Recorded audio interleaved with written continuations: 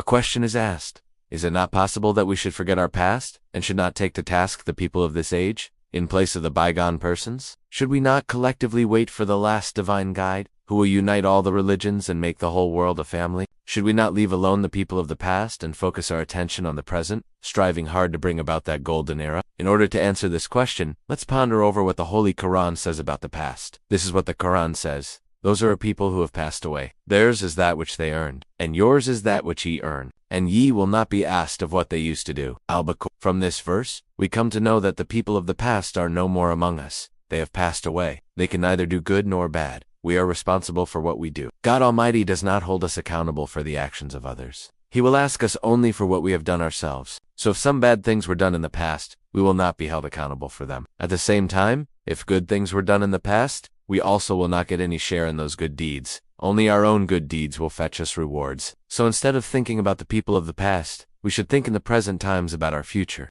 We should completely avoid all the vices and sins committed by the people of the past, and try to have a close contact with the first light through pure worship. Abstaining from all kinds of sins and evil deeds, we should attempt to purify our own soul through concentration and meditation, and pray to Almighty to bring that blessed period soon, when we will be able to have a complete view of the first light and see His perfect representative on the seat of justice to implement the will of Almighty among the vicious people, as it is carried out in heavens. If we want to hasten the arrival of this promised divine guide, we should try our utmost to follow the teachings of the Holy Quran.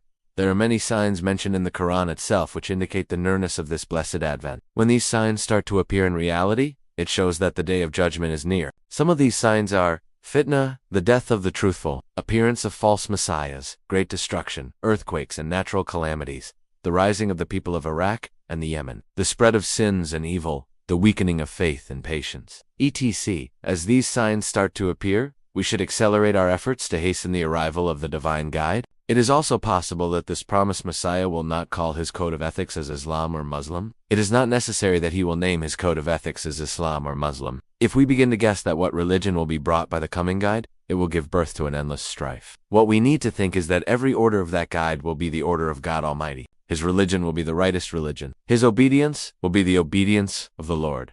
Only his religion will prevail. All other religions will perish. All virtuous men, they may belong to any religion or creed, they will find refuge with him, and all the vicious men, they may belong to any religion or creed, they will be handed over to divine.